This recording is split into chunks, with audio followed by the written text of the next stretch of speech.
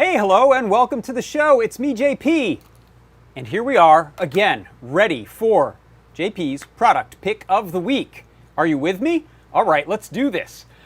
So thanks everyone for stopping by. I see we've got some people over in the Discord as well as the YouTube chats. Hi everyone. If you're wondering where the chat is and you're in one of the other places like LinkedIn or Facebook or Periscope or Twitch, head on over to the Adafruit Discord. It's at adafruit.it/Discord. You can join in. We have a live broadcast channel where a lot of the chat is going on over here. In fact, I'll show it to you. Look, that's what it looks like right there. I can't see any of that without my reading glasses on. Good grief. Hey, Xenia is $2 away from getting a perma-proto. All right, well, maybe we can push you over that, that mark today with an extra goodie. So what I'm going to do is tell you if you're interested in checking out today's product pick from within the product page so that you're ready to buy it. It's going to be 50% off. All you have to do is go to that QR code or head to this URL right down here. And that's going to take you into the product page. In fact, I'm going to head there right now. Let's check out in my Chrome. I know I'm giving a lot away, but if I refresh this, look, boom, half price. So, I didn't show you that. Let's get out of there. All right, so before I go any further, what I'll do is have Lady Ada tell us about this product pick of the week. So please, Lady Ada of a couple weeks ago, take it away. The NeoKey FeatherWing has 2 Kale sockets and 2 NeoPixels in it. They're wired up directly to pins like 5, 6, and 9, and it's just like 2 key switches, and they're on a FeatherWing, and you can turn it into a little keyboard if you want. You can make it into a Midi controller or HID or really anything you like. So this is just plugged on top of a feather. It's a standard FeatherWing shape.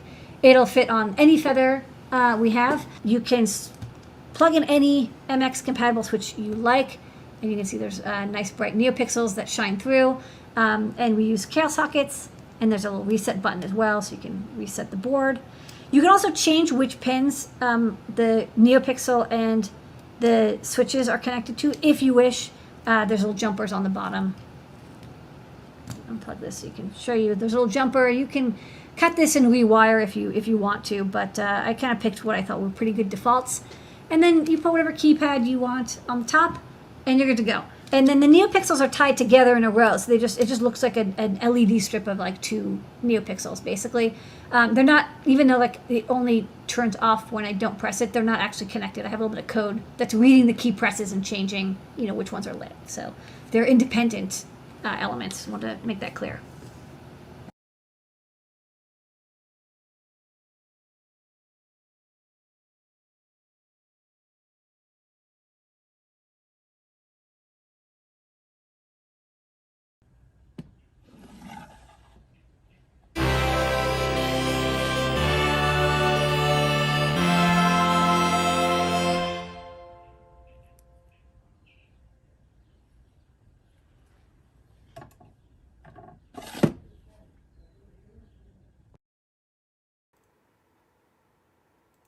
Yeah, that's right. This is the product pick of the week. It is the NeoKey 2 FeatherWing, and it is a FeatherWing for adding 2 mechanical key switches to a feather project, and it has underlit NeoPixels so that you get that nice glow-through action, and you can address those NeoPixels to do anything you want, blinking, animations, color shifts, that sort of thing.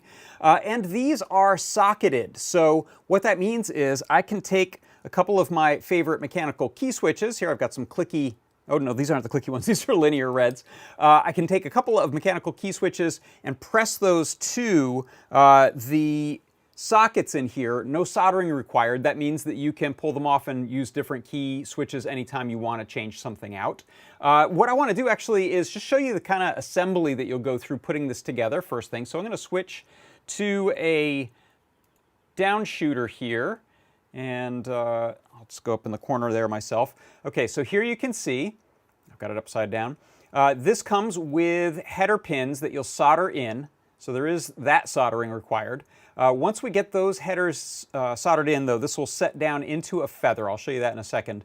But here you can see we have these reverse-mounted NeoPixels that shine up through the board. These are the little Kale socket switches, or switch sockets that allow you to press your mechanical key switch into there. And you can see we've got a little mounting post hole there, and then the two contacts that this goes into. So I'm going to push that through like that, and it just kind of gets grabbed by the little sort of spring clips inside of the socket, and now it's in there pretty good. You can mount this a little more securely if you need to. I'll show you. I've actually got a switch plate that I'm using in one instance to kind of give the keys support from each other. And here, we'll go ahead and put this second one into place. The only thing you have to be careful about, in fact, I'm putting on my glasses for this.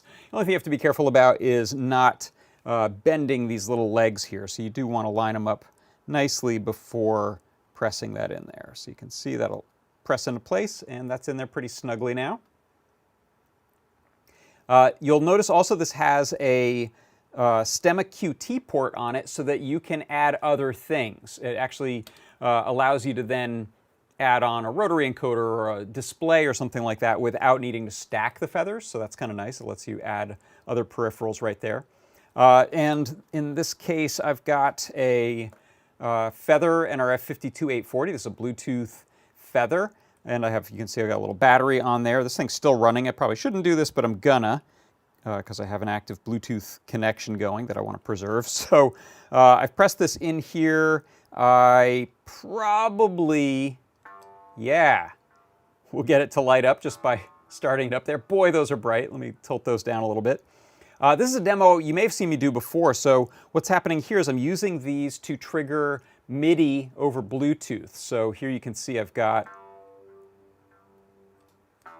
these are actually sending over here to, let me make this window a bit bigger, this iPad that I have hanging out right here. And so this is an entirely wireless with Bluetooth. It has charging, of course, because it's a Feather, and that's something Feathers do. So it's a neat little, we can play them both at once, get little chords. This can do more than just play a couple of notes, of course. Depending on how you code it, you could start and stop a MIDI sequence with it or do other modifications. This one's needed. This application, Animoog from Moog, has a little pitch bend on it, so we can at least eke out 6 total notes. So we've got,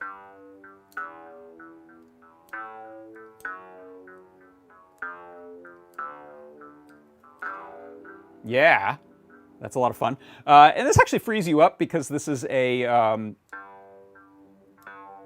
lets you change the LFO modulation on there. So you've got a little touch screen you can use while you're playing your keys on here.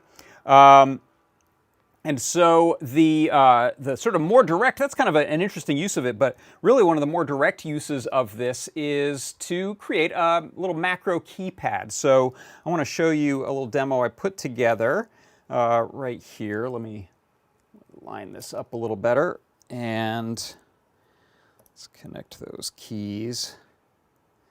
So here I've got a little Feather quad breakout. So that allows me to have 4 Feather type things on one board. I've got this Feather. This is the RP2040 right here.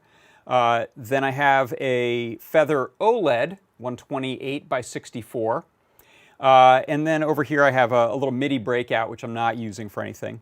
And what you'll see here is when I press these, I'm triggering a different sort of illustration over here of this little bongo cat on my OLED. And you will see I'm doing a little bit of a NeoPixel color change there just to indicate that it's pressed.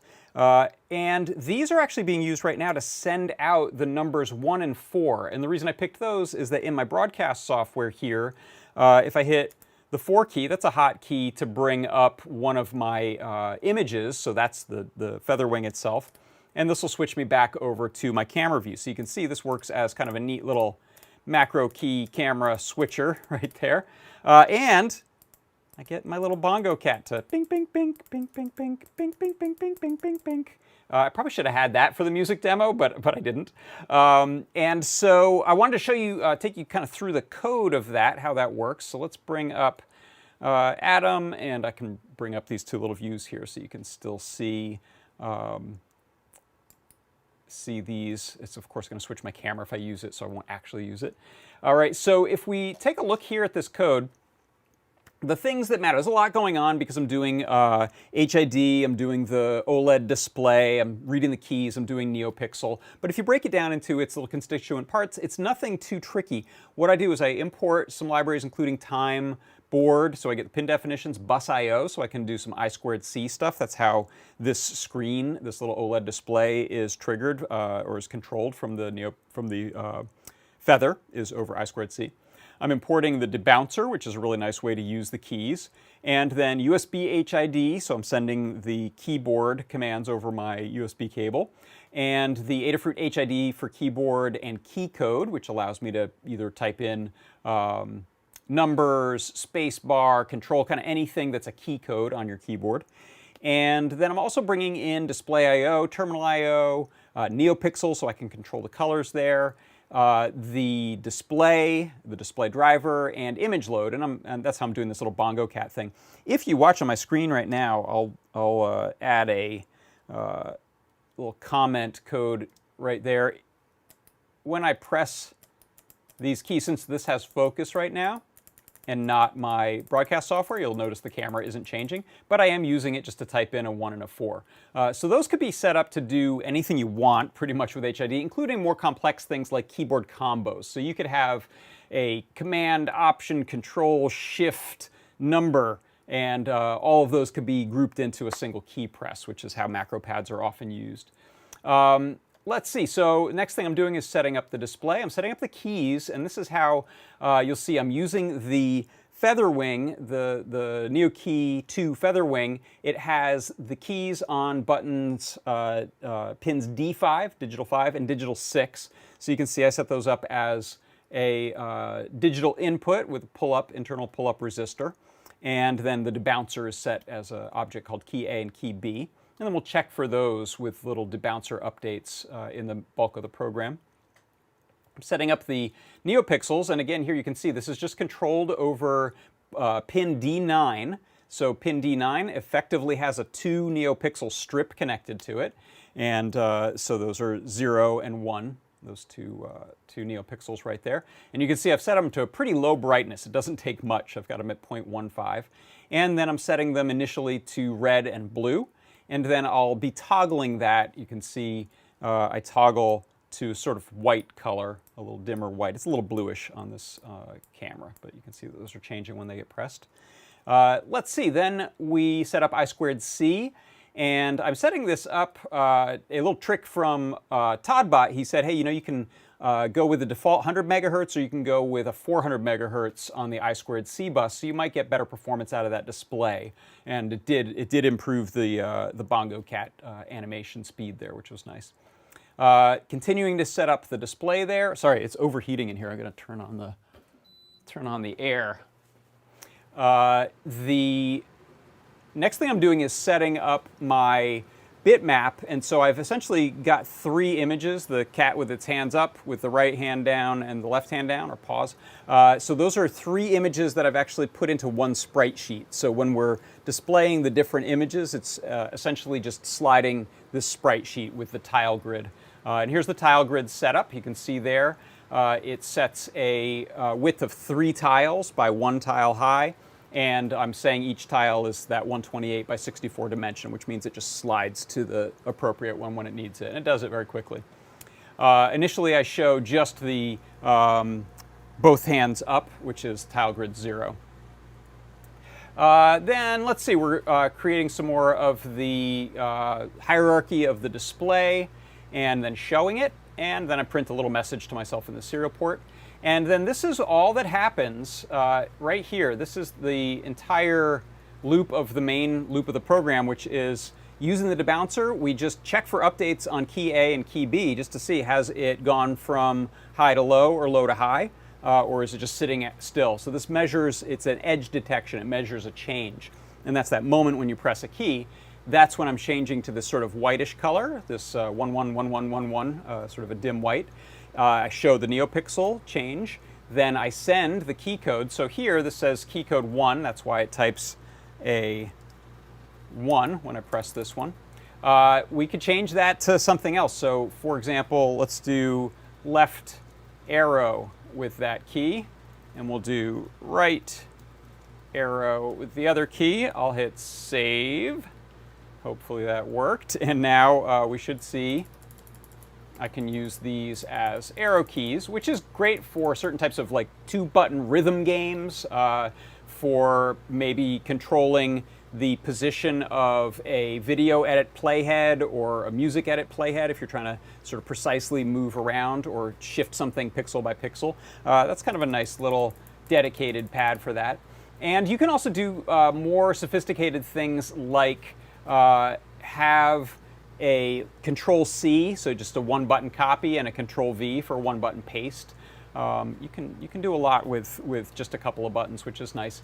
I believe you could also get a little more sophisticated with it and check for both buttons being pressed at once, so you could have kind of a third state that's different from the two. And then there's other inputs that you could add to it, but the two on their own work pretty nicely. And then you can see this is how I'm shifting the image. I shift from 0 to 1. Every time I press that, we go to the other sort of position on that sprite sheet. And let me save this so we'll get our 1s and our 4s back. And that is it. And then we do the same for the B key. So if I come back over here to my broadcast software, now those keys change my two camera views there, or image views. Let's see. So if we want to take a look back over inside of Chrome here, you can see this is here's the product page for it. It's $49.79. And right now it is half price, so $2.25. We have a good number of them in stock, but if you want to get one or a couple of them, I would go ahead and do it. The discount price of $2.25 it's terrific. It's quite a low price, and that'll be good during this show only, during this live stream. So, of course, the other thing that you'll need is some key switches, and we have, I think they're not in stock right now, but we have some Kailh, K-A-I-L-H brand box switches.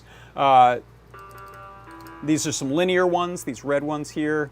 You can see if I pull off this keycap, there's a little linear red keycap. The ones on my overhead view here, if we drop down, these are, pull that keycap off of there. These are the box whites, which are kind of like a Cherry MX blue.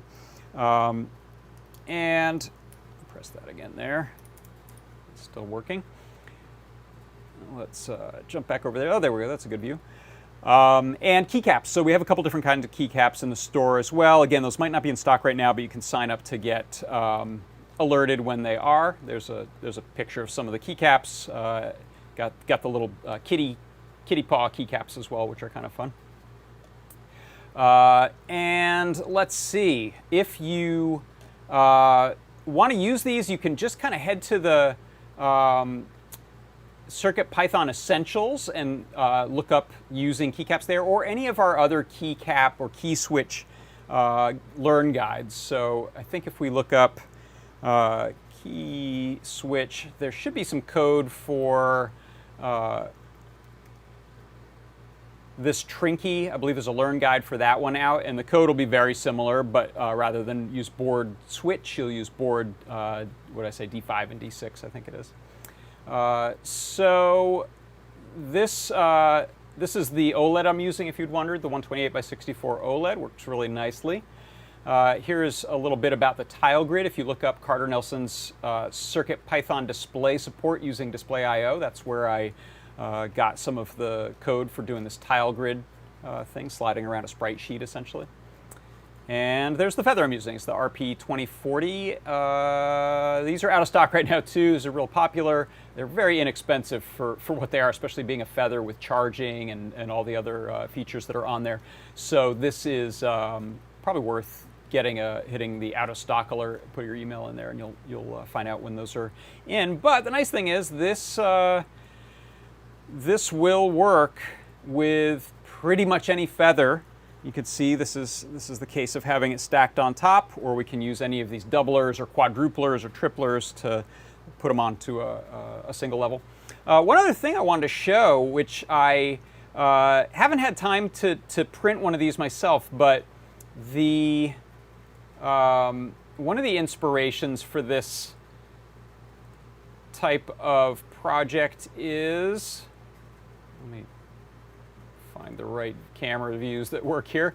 There we go, is this little guy. This is the 2% Milk, the Milk 2% keyboard. So this is a macro keyboard that's been popular for a few years in the mechanical keyboard DIY community.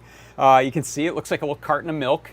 And this one has a dedicated board, so I think it's probably a Atmel 32U4 style running QMK.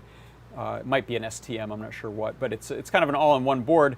But the thing you'll notice is that that's really similar size and form factor to a Feather with a stack on it like that. So if you expanded that case a little bit or went with lower profile headers, you might be able to sort of retrofit one of these little cute milk carton cases into use with our FeatherWing. Maybe I can convince the Ruiz brothers to build a model of that. That would be a lot of fun, because I don't think that this one here would work for it. But maybe someone should check and see if there's space in the bottom. Then maybe it could hang out from there. And one of the nice things about this is that it does secure the keys, because you'll notice these can wobble if you kind of push on them sideways. So you want to secure them, and the way I've done it on this board down here is I reused one of my, this is just temporarily, reused one of the plates that I laser cut for my Pico macro keyboard. So that gives these guys a little bit more stability, because they're sort of linked to each other, so they don't have that sideways wobble there, because they're sort of clicked into that plate. And oh, the whole thing just popped out though, because there's a bunch of extra weight on it. But generally speaking, this is a hot swappable thing, because that's just a switch either making contact or not. So, all right, well, I think that's going to do it for today. So let me know over in the Discord. I'll check in. I haven't in a while, to see if there's any questions. Doctor likes the Kale White switches, kind of close to the Cherry MX Blue for sure. Don't cry over spilt milk. Thank you, Mr. Certainly. The puns are strong. And let's see. Any other? How about over in YouTube? Yeah, Keith Schlotthauer asked, when are you going to do something with the NeoPixels? Hopefully this answered your question, just some of the color change that I'm doing there. I did a demo a few weeks ago with this here, which is some of our individual breakouts, and these I had, it's a series of 5 NeoPixels as one strip. So this I did some of the animation LED library stuff in there, so that it had pulsing and glowing and shifting colors and stuff. So you can do a lot with those NeoPixels. All right, well, I think that's going to do it. Then we'll wrap it up. Thank you so much for coming by. That is my product pick of the week. It is the NeoKey 2 FeatherWing. It is a mechanical key switch FeatherWing with underlit NeoPixels. We're out of space. I'm just going to double it up. Thanks, everyone, and I will see you next time. Bye-bye.